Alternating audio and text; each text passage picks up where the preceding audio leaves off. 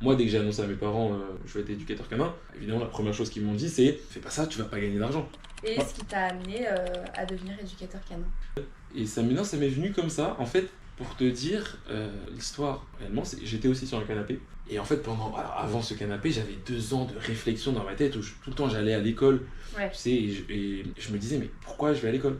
Parce que je sais pas si c'est comme ça pour tout le monde, mais moi j'avais besoin d'aller à l'école pour une raison, Oui, et en et fait, pas limite, juste y aller pour me par dire obligation. ouais, parce que mes parents ils m'ont dit tu vas à l'école. Ouais, bah c'est Ils ça, m'ont ouais. dit tu fais un parcours classique, tu fais un truc que tout le monde fait, Ouais, c'est qui ça. gagne de l'argent aussi, qui gagne beaucoup d'argent. Alors, encore, hein, parce que pas toujours, mais Mais juste c'est en un fait, peu le parcours classique des parents qui disent bon bah voilà, tu passes le bac, ensuite après le bac tu fais un BTS ou un truc et puis tu auras un métier quoi. Il n'y a pas d'autres branches que ça quoi. c'est Alors qu'en fait il y en exactement a ça. plein d'autres. C'est un peu la génération de nos parents, tu sais, de nos C'est grands-parents ça. qui Bah étaient. ouais. En fait, il faut trouver un boulot. C'est ça. Faut que ça soit safe, faut trouver un boulot et tu peux pas être entrepreneur parce que sinon ça va être trop dangereux, C'est ça. etc. Tu vas pas gagner beaucoup d'argent.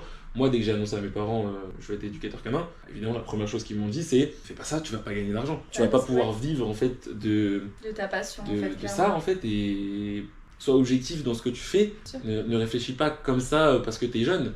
Mais en fait, moi, il n'y a rien qui m'arrêtait. Il y a rien qui allait m'arrêter parce que je savais, jeune ou pas, je savais ce que je voulais. Ouais, Et je tu savais, et en plus, d'ailleurs, j'étais pas si jeune, hein, j'avais déjà 20 ans. Et déjà, 20 ans, t'es déjà quand même Bah t'es déjà bien quand dans la même vie. mature, tu sais quand même Ouais. ce que t'aimes et ce que t'aimes pas quoi. Ouais, carrément. Et donc, pour revenir un peu à ce canapé, c'est qu'après ces 2 ans-là de réflexion, je me suis en fait posé sur un canapé avant de renouveler la 3e année. Et en fait, j'ai noté. Parce que j'intériorisais tout, je réfléchissais énormément. Et à un moment, je me suis dit, il faut que je note.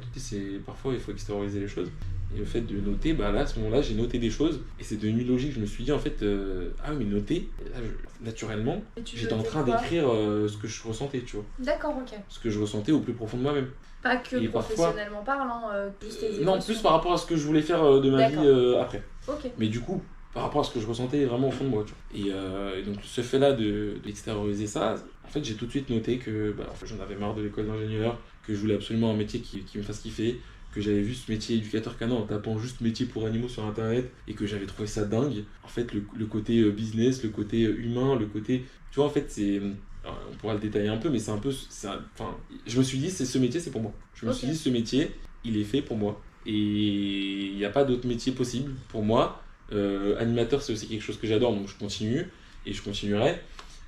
Mais en tout cas, ce métier-là d'éducateur canin, c'était vraiment le métier pour moi.